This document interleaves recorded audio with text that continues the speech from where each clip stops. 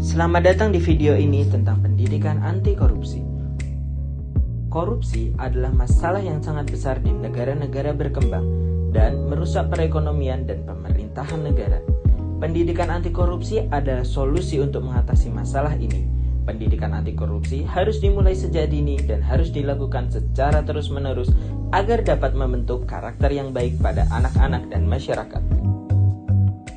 Korupsi adalah tindakan yang dilakukan oleh seseorang atau sekelompok orang dengan menyalahgunakan wewenangnya untuk keuntungan pribadi atau kelompok.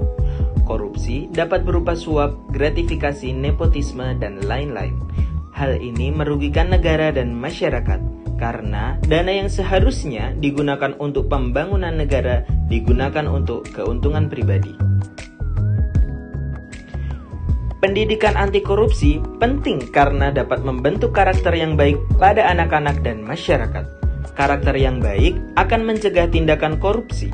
Pendidikan anti korupsi juga penting karena dapat meningkatkan kesadaran masyarakat tentang masalah korupsi dan cara untuk mengatasinya. Pendidikan anti korupsi dapat dilakukan dengan berbagai cara. Pertama, pendidikan formal seperti sekolah dan kampus. Kedua, pendidikan non-formal seperti seminar, workshop, dan training.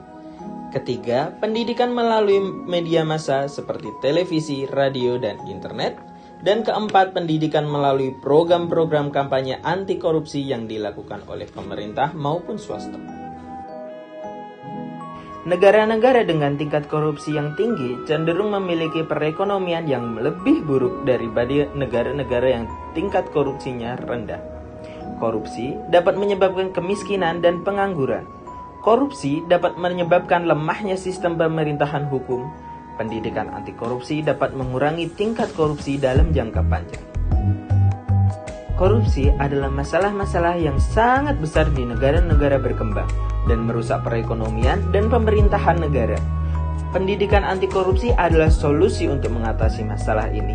Pendidikan anti korupsi harus dimulai sejak dini dan harus dilakukan secara terus-menerus agar dapat membentuk karakter yang baik pada anak-anak dan masyarakat. Kita semua harus berperan dalam mencegah dan mengatasi korupsi ini dengan menanamkan nilai-nilai anti korupsi dalam diri kita sendiri dan orang lain. Terima kasih telah menonton video ini.